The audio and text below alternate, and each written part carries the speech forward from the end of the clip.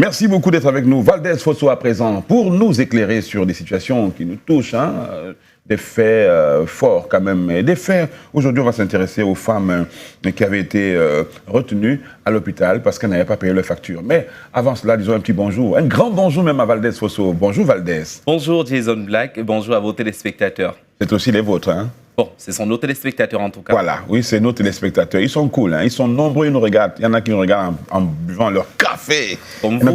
Oui, comme moi. Il y en a qui nous regardent en mangeant, je ne sais pas quoi, une bouffe d'hier. Parce qu'il y a des réchauffés qui sont intéressants. Quels sont les réchauffés que vous mangez souvent? Le pilé.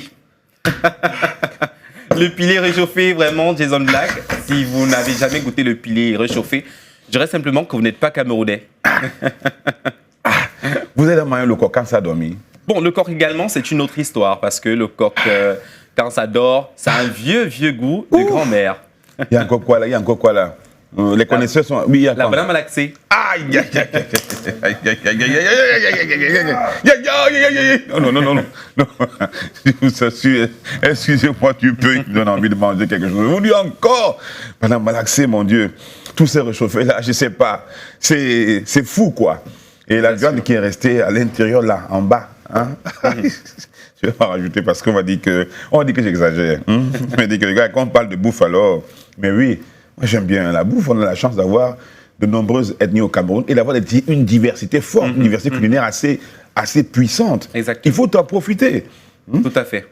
Enfin bref, on va en parler, hein, Valdez, parce que si je commence à parler de bouffe, on va... Voilà, ça va avoir faim en tout cas. On devient un petit peu sérieux. C'est une situation quand même qui a défrayé la chronique des femmes qui avaient été donc enfermées pour n'avoir pas réglé leurs factures, Valdez. Et donc des femmes que le ministre a libérées à l'hôpital gynéco-obstétrique et pédiatrique de Yaoundé. Alors, Valdez, pensez-vous justement que cette situation, que cette annulation des dettes soit une solution durable ou juste une réponse ponctuelle à une crise?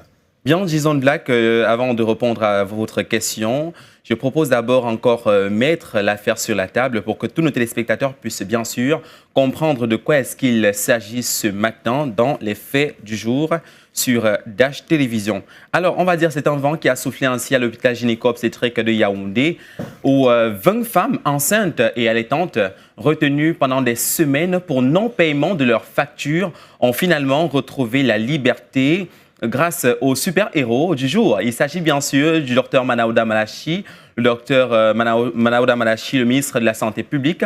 Oui, chers téléspectateurs, il ne porte pas de cap, mais ses décisions agissent comme des baguettes magiques.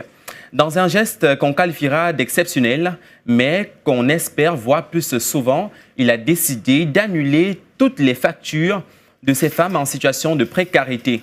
Ces femmes qui étaient dans une prison douce, aujourd'hui, retrouvent ainsi la liberté pour fêter la Noël en famille, il faut le dire. Vous imaginez un peu la scène, une femme serrant son bébé dans les bras, sortant enfant de cet enclos hospitalier sous les regards émus du personnel. Mais le docteur Manaouda ne s'est pas arrêté là. Il a profité de cette opération sauvetage express pour délivrer un message ou bien un discours ressenti. Écoutez cet extrait. Monsieur le ministre, c'est un bienfaiteur qui a décidé de payer les factures des gens qui étaient en difficulté. C'est un bien. Ça va quand même? Vous êtes content de ce qu'on a payé? Ça c'est très bien. Le grand pasteur du Saint-Emmanuel de Renapo finançait ça. C'est lui qui a pris la peine aujourd'hui de venir lui-même sur le terrain et constater qu'il y avait des familles en détresse et régler leurs factures. Nous sommes en train de les ramener hors de l'hôpital pour qu'ils puissent rejoindre leur famille. Ça c'est bien. Il faut dire aussi, on fait. Monsieur le ministre, c'est un bienfaiteur qui a décidé de payer les factures des gens qui étaient en difficulté. C'est un bien. Ça va quand même? Vous êtes content de ce qu'on a payé?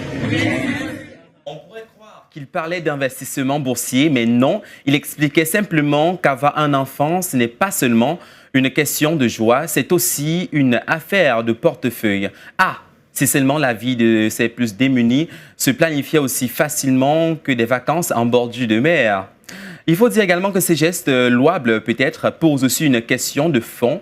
Pourquoi ces femmes en arrivent-elles là? La santé maternelle ne devrait-elle pas être un droit fondamental plutôt qu'un luxe réservé à celles qui peuvent payer? Mais bon, ne gâchons pas le moment. Il faut dire simplement qu'aujourd'hui, c'est le triomphe du ministre bienveillant. Moralité, la prochaine fois que vous entrez dans un hôpital, n'oubliez pas votre carnet d'épargne ou espérez une visite surprise du ministre de la Santé publique. Après tout, on ne sait jamais quand un super-héros survient pour sauver la situation de mon très cher Jason Black. Maintenant, vous avez posé tout à l'heure une question assez intéressante. Oui, si c'est une solution, Oui. si c'est l'annulation de cette dette-là, est-ce que c'est une solution durable ou juste ponctuelle, puisqu'on est dans une situation présente là? Est-ce que c'est juste pour ça? On va dire simplement que le ministre de la Santé publique ne venait pas à 100% dans cet hôpital-là pour libérer ces dernières en situation de précarité. Le ministre de la Santé publique était dans cet hôpital, bien sûr, pour l'installation du nouveau directeur de l'hôpital gynéco-obstétrique et pédiatrique de Yaoundé. Il a profité, ne voulant pas en tout cas installer ce nouveau directeur dans cette ambiance, dans cette atmosphère qu'il y avait dans cet hôpital-là. Il a donc décidé donc de les mettre en liberté. D'abord que l'affaire a fait la une des réseaux sociaux, tous les journaux en ont parlé, ou bien tous les créateurs de contenu également sur le net, Internet ont parlé autant pour moi. C'est donc la raison pour laquelle le ministre a donc décidé de les mettre en liberté pour éviter d'autres tensions à l'avenir. Vous voyez. Donner la vie pour être enfermé, c'est quand même... c'est triste, Valdez. Certaines personnes pensent justement que ces annulations de dettes pourraient pousser certains parents à ne pas faire d'efforts pour payer leurs factures à l'avenir. Tout à fait, Jason Black. Que répondez-vous à cela? Tout à fait, parce qu'il faut dire simplement que ce n'est pas seulement l'hôpital gynéco-obstétrique et pédiatrique de Yaoundé qui fait face à ces genres de situations. Il y a également des centres de santé ici, même à Douala, dans la ville de Douala, qui font face à ces genres de situations de précarité où des femmes viennent donner naissance ou bien malades ainsi et ne parviennent pas en tout cas à régler les frais de l'hôpital, surtout quand elles accouchent par césarienne. Voilà, c'est parfois difficile pour ces dernières de payer l'argent qu'elles doivent à l'hôpital. Il faut aussi dire que nombreuses de ces femmes viennent des zones en crise. Elles n'ont pas des moyens aussi efficaces pour régler leurs factures et c'est parfois aussi difficile. Mais on va aussi croire que ça peut ainsi provoquer un autre souci. D'autres femmes peuvent venir à l'hôpital comme ça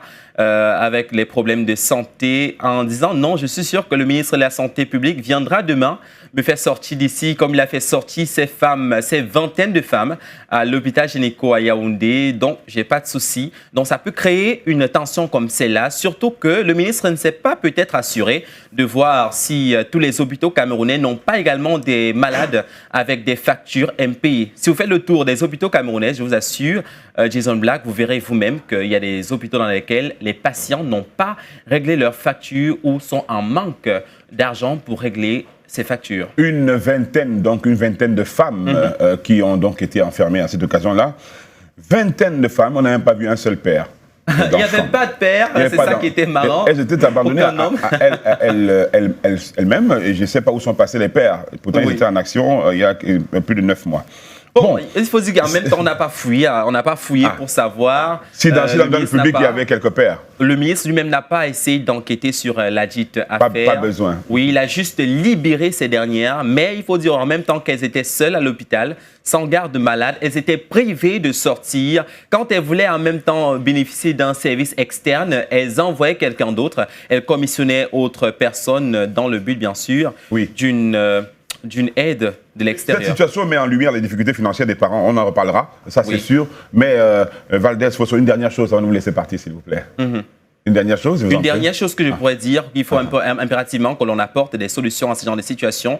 L'on pourrait simplement proposer au gouvernement camerounais de mettre en place un numéro vert sur lequel des personnes ou bien des âmes de bonne volonté peuvent ainsi contribuer pour soutenir également des personnes en situation de précarité dans les hôpitaux camerounais, parce qu'il faut dire qu'il y a des personnes qui ont la volonté d'aider ces femmes-là, mais ne savent pas comment faire vu qu'elles vivent dans une autre ville que Yaoundé. Elles veut donc soutenir ces dernières. Donc, s'il y avait un numéro, par exemple, sur lequel on pouvait envoyer de l'argent, contribuer, un numéro pour bénévoles, ainsi, ça pourrait aider toute personne en situation de précarité au Cameroun. Et aussi réduire, enfin, les factures, réduire un peu, voilà, le coût de ces factures-là, en fait, au Cameroun, surtout pour les personnes en situation de crise. Merci beaucoup. Au revoir, Valdez. Au revoir et bonne journée à vous. Rendez-vous mercredi. Ah, mercredi, merci d'avoir passé le programme, le rendez-vous. Donc, mercredi, on reparle avec Valdez Fosso. Très bonne journée à vous.